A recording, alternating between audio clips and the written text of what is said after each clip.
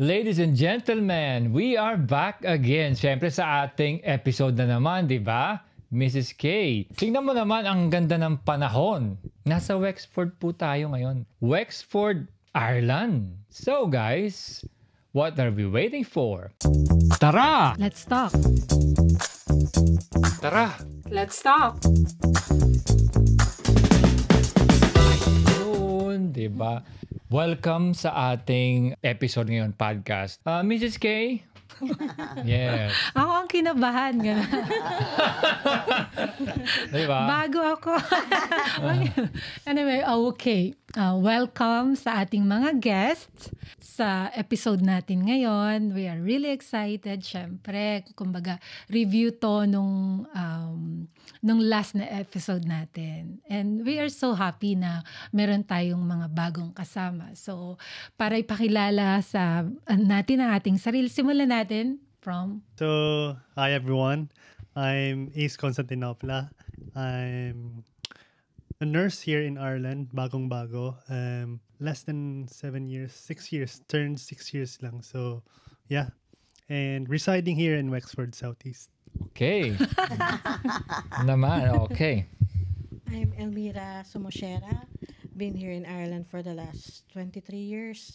I used to work as a carer before, so I just got newly qualified last May this year. Wow! Wow, naman. Newly working as a staff nurse in St. Vincent's Hospital. Okay, thank you. Ito, batang-bata. Yan, di ba? Hello, everyone. My name is Clarifil Flor de Lisa, but I'll be fondly called the Sweet. I'm here for 20 years in Ireland, and I'm working in Wexford General Hospital as a clinical nurse specialist at the moment. Okay? Yes. Madam. Hello po, magandang gabi. Magandang hapon pala dito na sa Wexford, Ireland. Claudia Sobel is my Facebook name. Magto 24 years na po dito sa Ireland as a clinical nurse manager sa isang orthopedic services sa isang private hospital sa Dublin po. Hello, maayong hapon sa mga Bisaya from the Philippines, especially General Santos City. Ako si Cheryl Lopez, nurse prescriber. 18 years na dito sa Ireland. Laura Kiram, 16 years. Di ba? Kung mapapansin nyo, lahat tayo nurses. Oo, di ba? Dito, nakakatuwa naman. So, yung ating mga manunood na mga nurses dyan, kaway tayo sa kanila. Hi everyone. Yes. Hi. Oh. Yes. Siguro magandang mapag-usapan din natin na yung parabang migration papunta ng Ireland, hindi pa masyadong matagal compared sa sabihin mo ng UK, lalo na sa Amerika. At ano ba yung ating mga na-observe mula nung pagdating natin dito? At saka may difference ba noon at saka ngayon? Okay, to start with, yung journey namin nung 2002 na batch, it was so different kasi we don't need an IELTS to start with. I don't know if you were on that My batch, yeah. Yeah. I did. But after us, there are more requirements they've asked for new nurses. So, yun yung pinaka-difference na nakikita ko. At saka, at that time, yung deployment was very fast. Imagine mo, we applied end of April, lumabas kami ng June. That's how quick it is. 2 months. And our visa was given in the airport. I wasn't even kind of sure about, oh my God, is that really Ireland? Is it really true that we have to leave? Kasi nung nagpidos kami, it was, anong yung ng June? May event sa atin Pilipinas. Independence Day. Independence Day. Sabi pa ng CNM 2 ko sa Pilipinas, really? May pidos ngayon? Are you really sure? Totoo yan. Totoo yung hiring na yan. But anyway, I catch the first flight to Manila, hindi na ako bumalik ng Pilipinas. Anong Davao, kasi dire-diretso na siya. Tapos, dumating na kami dito agad-agad nun. So, dito na ako nag-resign. I called from Waterford Regional Hospital. Doon na ako nagsabi na, andito na ako sa Ireland. As in, ganun talaga kabilis ang journey na. Nag-start ka is it just parang adaptation sa Waterford? Yes, it was only an adaptation. 6 weeks kami. All of us in 20 kami. Kaya I know Ate Press and other people because all of us at 20 in that batch, we were in Waterford. We did our manual handling and everything. Tapos naka-house kami yung sa apartment doon opposite the hospital. So then, pero before that, may na kami assigned area. So I know na Wexford talaga ako. Si Ate was Cashel. All of us. And some, of course, most of them are retained in Waterford. So yun, ganun kabilis. Nung dumating ka, kasi ngayon mapapansin natin, mas maraming mga Indian nurses. Yes. So nung batch nyo, ano yung mga ibang lahi na dumating or mga dinatnan nyo? Personally, sa Wexford, wala masyado. Puro Irish pa. Yes, Irish. At saka yung isa kasi siya, parang Indian descent. Oh. Yes, and then it was us. So wala talagang other than Irish dyan. Filipinos. Yes. Kaya naka-newspaper talaga kami. If you look back to Yeah. 2002, ayan, Nora and myself arrived in Wexford. Ayun, naka-newspaper. First Filipino nurses arrived in Wexford. Yeah. Ang galing, Ganun, no? kasi wala talaga. Oo. Tapos after nun, India na. Dumating na after nun. Mix I na siya. think, Don, you came here 2005. 2005, January. May mga yeah. Indian na. Merong Indian, I think there were like 3 of them. There were 3 Indian nurses. Ay, sorry pala. A month after the second batch arrived. Mga ibang lahi na. Pilipino pa rin. So 2 batches yun nung 2002. So the second batches, yung sina Gina, sina Richard. Pero months lang ang difference namin. Okay. First deployment was 20, second batch 20 pa rin. Balik tayo kay ate. Kasi 23 years, no? So, nung time na nakarating ka rito, is it carer kagad yung work mo? Bali, dumating kami dito in 2001. We're also the first Filipino batch na nag-arrive in Gary Stones. Kaya we've been welcomed by the Paris priest. Binasbasan. Basbasan talaga, ha? May holy water pa yun. Oh. Tapos sabi nila ganun, oh, are you the Filipino nurses that arrived here yesterday? Sabi ko, yes. Sabi ko, why? Do everybody know? Yeah, everybody knows here in the community. Oh, okay. So, then some of them are really going to the nursing home just to see the Filipino. Oh my God. Ilan kayo ate yung batch nyo? Originally, dapat supposedly 8 kami, pero nauna kami sa mga nurses that time. So 5 kaming carer. Tapos they hired parang house for us. And then, syempre, binabcate namin yung mga single rooms for the nurses because they earn much more than we do. Kaya sabi nila, sa nurses natin bigay yung mga kasi 3 nurses, tama-tama sa kanila, 3 yung bed. Ang babait nila. Tapos yung matron namin ang sa amin from the airport, pinick up kami. Tapos, pa nga sila, hesitant kami, sinabi sa amin, we don't really know what you eat. So, we just buy everything, like yogurt. Do you eat yogurt? And do you eat like, oh God, that's what they did. Sabi ko, then they were laughing. So, what do you know? Then one of my friends, sabi niya, do you have a rice cooker? And then she, what's rice cooker? Oh, we don't. But we can buy one for you if you like. Very welcoming naman sila. Yeah. And Madam Claude, nung dumating ka, kasi di ba 23 years, 20, Magta 24. And, okay, so Mas nauna si Madam. Okay pala. Sorry, Madam. Hindi pala. Madam, kasi Dublin ka, di ba? Ano Opo. yung reception? Siyempre, ayun. Kami yung first Filipino hired by HSC na we were 63. Tapos ako po yung presidente ng grupo na yun. At ako lang yung, yung karamihan dun sa mga ate din namin from Middle East na karamihan. Na siguro mga 40% of that volume. Tapos, siguro ako lang maingay kasi speaker of the house.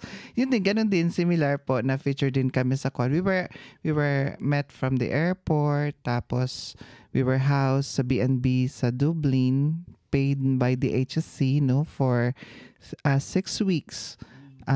Tapos we have to vacate dahil yung sa March 17, yung St. Patrick's occasion dito sa Ireland. So, nag-move kami to different places na with different placements. So, we were really well looked after. Tapos, we were given free salary for, I think, 1 month advance on arrival. So, kahit meron mga pocket money, kasi syempre no, galing ng Pilipinas. I'm originally from Zamboanga City, sorry po. So nung dumating dito, syempre yung pocket money parang kwan din siya, parang ano mo yun, calculated na hanggang kailan yung sunod na sweldo.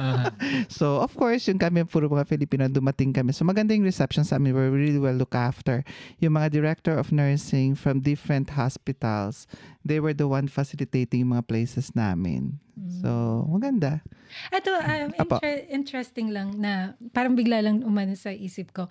Ano yung, kasi syempre, ngayon kasi, di ba, ang Ireland, ang kauna-unahan na bansa na legal yung same-sex marriage. Tama, opo. Di ba?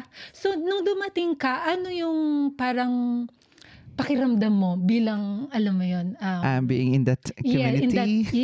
No, Actually, because it's different that time. Correct. Hindi open. Yes. Tama. Sa Kasi ating I think a decade before we got here, sabi nila talagang, kasi nga hindi nga siya approved yung same-sex marriages. So, I was warned by yung nag-facilitate na kumbaga yung ahensya na nag-recruit sa amin. Sabi niya, I'll bring you to the gay bar. Sabi niya ganyan, which is the George. Talaga sabi niya ganyan. But you have to be very careful kasi meron talaga mga hate crimes going towards addressed towards LGBT. So, really? Were you the only one in the group na ano? Identified clearly.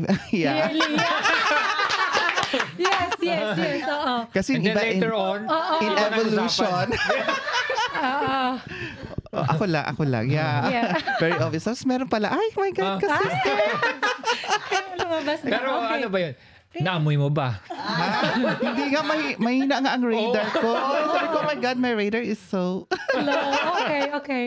So, yun, ganun. So, sinamahan pa ako ng isa sa mga ahensya. Tapos sabi niya, I'll bring you here and this is the safest place that you can just be yourself. And then when you come home, you get out of the place, make sure na may kasama, pag-uwi, okay. So, yun muna ang naging hangout namin for so long years. Actually, Exactly. kahit naman anong religion, pati masabi na natin, open dito. Kaya True. wala silang dapat ikatakot na, Discrimination. First. very diverse. Yun ang pinakamagaling talaga or pinakamaganda. Kaya naman tayo nagtagal dito sa Ireland. Hanggang ngayon nandito pa, 'di ba? So yung si Cheryl kaya ano kaya yung pagdating mo rito? Kung sila lahat under HSE, ako naman privately hired ako na sa isang nursing home in Santry. Okay. So, ganun din, very easy lang yung journey ko, privately hired, bayad yung ticket, and then yung allowance, and then yung accommodation. Ang maganda lang is, accommodated kami with fellow Filipinos. So, hindi problema yung pagkain. Hindi na nahirapan Hindi na kami nahirapan, yes. So, pagdating namin sa bahay, may luto na. Parang ganun nga. Oh. May kanin na. So, talagang na-pamper. The same with Ace. Ay, sa akin naman po, it wasn't too hard for me na mag-adjust kasi when I came in here, may mga nag-accommodate na doon talaga na pumasok na mga Filipino nurses din. Isa na doon si Ate Cheryl. Yun ang maganda kasi no, yung panahon mo 6-7 years ago, marami ng Filipinos dito. Yes. Especially yung mga kung saan ka ba bibili ng mga food. Kasi dati, nung panahon ninyo siguro, nung panahon natin, isa lang namin, alam namin dun sa Waterford, na bilihan eh. Asian diba? Yung mga store. ganon, yung mga 20 years ago. Ngayon, lahat. Even online, ang dami ng mga bakers dyan, or mga ate na nagluluto. May message ka lang, ate, or sabay na, alam mo yan, dami. May kilala kami ni Ace. Shoutout kay Ate Irma. Yung bang, shoutout kay Ate Irma dyan. So, parang, yun bang nakakatuwa kasi it wasn't too hard adjustment for me kasi right after may na-meet ka mga community na same dialect. By the way, I'm from North Cotabato lang sa Mindanao. So I'm pure Ilonggo pero marunong magbisaya and then marunong mag-Tagalog. Marunong mag-English. Nakapasa ng IELTS. Nakapasa naman, Tapos, ayun, nakakatuwa kasi there's community na magsusupport talaga sa'yo. Yung magsasabi na, oy, saan ka ngayon after ng work mo, dito ka sa bahay kain. So yung problem mo right after work na bagong adjust ka dito, solve na ba? Yung bang, oy, naibsan ba? Wala ka ay salamat mo. May libre tayong dinner mamaya. Doon tayo sa Especially May yung Munggo. during Christmas. Ay, Kasi oo, yung usually, Christmas. wala Oo. silang mapuntahan. So, lahat ng mga ate-ate, Correct. nag-i-invite na dito na kayo mag-Christmas Correct. or after Christmas. Ganun. Yun. Oo. No. Kaya yung mga mga Filipino friends na nanonood diyan who's like intending to go abroad, work abroad, tayo mga kabayan, wag tayo masyadong mag-alinlangan kasi kahit saang sulok ng mundo ka pumunta, may mga Filipinos diyan. True. And then we always advise or suggest or whatever you call it na you always have to be in contact with your fellow men, 'di ba? Mas madaling mag-adjust sa bansa na 'yan kung meron ka talagang napupuntahan. At huwag kang matakot, huwag kang mahiya na makipag-usap sa kanila, huwag kang magtago. Yun lang, 'di ba? Maliban na lang kung Sure. ikaw ay Nagtatago TNT, talaga. di ba? Pinagtataguan ka. Yun ang problema. Ayun. Oo. At saka nature talaga nating mga Pilipino yung pag Friendly may tayo. pag may bago, talagang bago mukha yun na. Kakausapin mo talaga or magtatanong ka kung may maitutulong ka. Yun, kagaya niyan, Pasko talaga invite. Lalo yung mga ate-ate talaga dito, no? Kasi ganun sa Waterford yung mga ate talaga. Oo, ganun. At saka tayong mga Filipinos, no? Tayo yung parang pag may Filipino dyan, parang love ng lahat. Hindi naman sa pagmamalaki natin mga Filipinos. Care. Isn't it? Like, Too like, much care. Oo. Di ba? Yung mga teammates natin, staff, may mga co-staff, ganyan. Ano sila lahat? Parang pag may Filipino, parang wow. Now, anything we were saying there? Sorry. Siguro lang. Okay, so lahat naman magaganda, no, yung experience. I'm sure merong mga pangit na experience.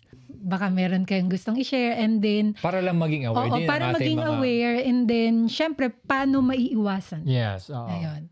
Yung kunwari sa racism or sa work, ganyan. Oh, is May there mga anything? experience ba tayo? I think Madam Claudia has something to say. Tagal-tagal ba naman dito? For sure meron yan. Ako, kasi nag-aaral ako ng postgrad sa Pilipinas, tapos nag-aaral din ako ng postgrad dito sa UCD. At siguro yung, hindi naman siguro sa pangit, but challenging. Kasi given na yung English is not our primary dialect or language, or spoken lingo natin. So challenge siya kasi in a way, iba yung accent, iba yung speed, iba yung mga idiomatic expressions. So kasi yung educational pattern natin is after American. So magkaiba, kumbaga. So sabi ko, kailangan ko mag-aral so I know how the system goes, how the system runs. So tapos, when I went into the management, ang hirap din actually ma-penetrate kasi predominantly, para kang politician, when you go for an interview, you have to be the best seller of yourself, kumbaga. Na kung hindi ka talaga fluent in delivering yourself spontaneously, it's a challenge. So, kaya sabi ko, sige, push lang. So, nasa management ako for 18 years. So far naman, I always make sure that I have the final say in that table. Kumbaga. Exactly. Yeah. So, maganda naman ang reception sa akin kasi kumbaga, in my experiences, maganda naman pinakikinggan ako ng aking mga directors. So, wala naman issue on my end so far. So, Single kayo nung dumating kayo rito? Single na single. Okay. Well, ilang taon ka nun, ate? 28. I was Wow, 28 when I bata first came here in 2001. Oo. Pero Ba, may inaati kita tapos magkaedad lang pala tayo. Pero may boyfriend na ako noon. Okay. Nadala mo rito, chismos. Nadala ko right after 3 years. So hindi ka nag-upgrade. Si Sweet, balik tayo kay si Sweet, nag-upgrade. Oo. Upgrade to Diamond. Diamond account eh. Hindi, married ako nung umalis ako ng Pilipinas. But anyway, it didn't work. So, annulled ako. Oo. For a long time now. I think 2008, since 2008. But I'm still single. Oh. But anyway, yeah. Oo. That's my journey here. But meron akong 2 anak. Yun. So baka meron kang gustong i-share kasi 'di ba dito nga yung ang hirap pag may anak, lalo na yung pag nagtatrabaho tayo. Ilang taon na yung mga anak mo ngayon? My eldest is 22. Wow. Oh, di ba? At saka yung youngest ko is mag-8 ngayong December. Mm. So far naman, wala naman akong problema dyan kasi yung partner ko is work at home. Okay. And then, yung support group ko is very good Yun. sa Wexford Yun. talaga. Wala Yun. akong masasabi. Yung mga, shoutout sa mga Maricoys ko at saka mga ates dyan. Oo. Lalo na yung second mother ng children ko, si Ate Pressy. So, yun talaga. Wala lang siya dito kasi, kanina nandito. Kaya wala akong challenge dyan. At saka, I live very near to the hospital. So, thank God. And then, kung ato sa experience din namin ni Don, yung mga managers natin, sila, accommodating, Yes. di ba? Pag meron Yeah. tayong, halimbawa sabihin natin, kasi meron tayong appointment or yung asawa natin, eto lang yung trabaho, pinagbibigyan yung off-duty Kasi natin. sila mostly family-oriented sila. Everything about family. Talagang i-accommodate Oo. nila. So, yun Very yung isang Yes, very So, accommodating yun din sila. yung isang, kasi syempre, sa mga tao na nag-iisip pumunta rito, na may mga anak, may asawa, may pamilya. So, iniisip nila, paano kaya yung mga anak natin? Pag No, yun. it's So, very easy. isa yun. Yeah, very easy. Mm-mm. Like, we even have I know of one person, kakalipat nila dito, tapos, syempre may family, gusto nilang umuwi, gusto natin umuwi na as a family. Kakaumpisa lang niya sa HSC, naka-work siya few months, tapos, pero naka-pre-plan na kasi bago sila lumipat dito. Talagang pinagbigyan sila na umuwi as a family for 3 weeks. Now, they move away, and seemingly, it wasn't that easy when they asked for a long break or annual leave. Where Dun sa country na pinuntahan it's not nila always greener on the other side of the world. Yes. So, doon nila nako-compare na, oo nga, talagang napaka-lenient ng Irish people at saka yung system nila. You know, when you work, you deserve to have annual leave. So, Correct, ganon talaga dito. Yun ang gusto ko sa kanila, ha? Ang work balance nila, work ethic nila, at saka yung family orientation nila na hindi lang work. No. I love the way they prepare their children na pag at the certain age na sila, they have to learn how to work. And then when they work, they always encourage them to enjoy life. I love them when they send their kids to travel and see and explore the world. That's all I really want.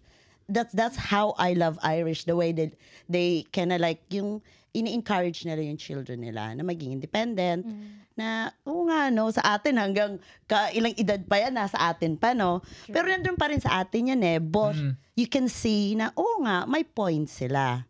Diba? Basta magaganda talaga. Gustong-gusto ko. Kasi for those years na nandito kami, makikita ko din yung mga different clients natin, yung pasyente natin, na kasi malapit tayo sa ferry. So different nationalities na siguro ma-admit sa hospital. Talagang mabait ang Irish. Ang Irish people. Than other nationalities. I don't need to say it, but no. Yun. So, guys, don't be afraid na, yun nga, mag-work abroad, mga ganung bagay. On the topic of migration, ang migration kasi, hindi natin talaga yan mapipigilan. Well, there will always be issues about migration, but migration happens by climate, siguro, and obviously, yung socio-economic status ng mga tao. And now guys, siguro naman alam na ng ating mga mga viewers kung sino yung ating mga guests dito, yung mga kausap natin ngayon. 'Di ba? Tayo, Mrs. K, tara, let's talk. Pero sundan natin 'yon. Tara, let's talk business. Yun. 'Di ba? Yun. Dito na tayo sa malupit na part. Oo, Diba? so now nakasettle na kami rito more than Diba? more than 24 years, and then marirealize mo, wow, parang teka, Tara! let's talk. Tara! Let's talk.